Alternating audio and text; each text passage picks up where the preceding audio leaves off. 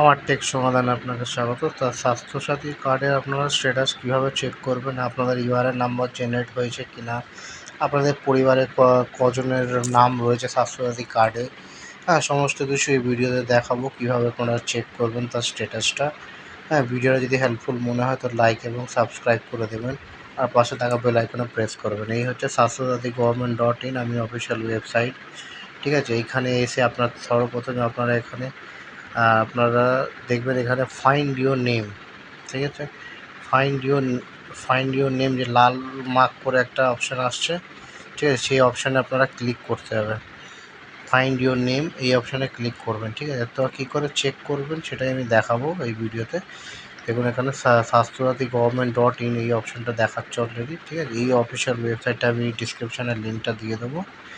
তো আপনারা স্বাস্থ্য পরিবারে এখানে হেল্পলাইন নাম্বারও দিয়ে দিয়েছে। তো এখানে সম্ভবত ফাইন্ড ইউর নেম এখানে ক্লিক করবেন।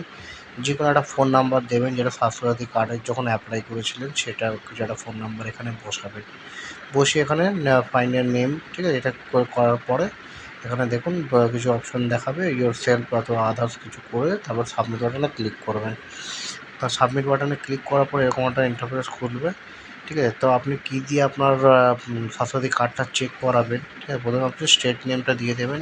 হ্যাঁ, ডিস্ট্রিক্ট নেমটা আপনার যেটা হবে, যে ডিস্ট্রিক্টের আপনার রয়েছে সেই ডিস্ট্রিক্টের নামটা এখানে বসিয়ে দেবেন। বসিয়ে দেওয়ার পরে তারপরে এখানে সিলেক্ট বাই আধার, আমি আধার কার্ড দিয়ে চেক করব, তাই আধার নাম্বারটা সিলেক্ট করছি।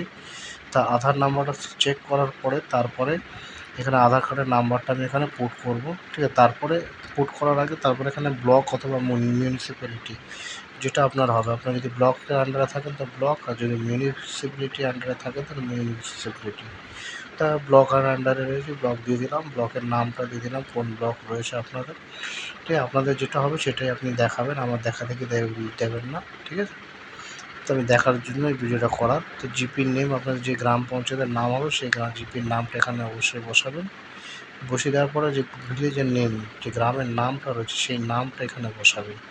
ঠিক আছে, নামটা বসিয়ে দেওয়ার পরে তারপরে আপনি কী করবেন, এই আধার নাম্বারটা পুরো 12 ডিজিটের আধার নাম্বারটা এখানে বসাবেন।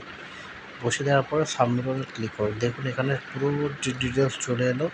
হ্যাঁ, ফ্যামিলি মেম্বারের নাম, category name, head of the family, GP, male female, age কত, ঠিক আছে, বেনিফিশিয়ারি। আর এখানে আরও যে ফ্যামিলিগুলো রয়েছে, যে আর কার কার নাম স্বাস্থ্যসাথী কার্ডে রয়েছে সেটাকে স্ক্রল ডাউন করে দেখুন। দেখুন সবার নাম, যাদের যাদের নাম রয়েছে তাদের রয়েছে, কার কার ইউআরএন নাম্বার জেনারেট হয়েছে এবং কার কার্ড ইস্যু হয়েছে, সমস্ত কিছু এখানে দেখাচ্ছে।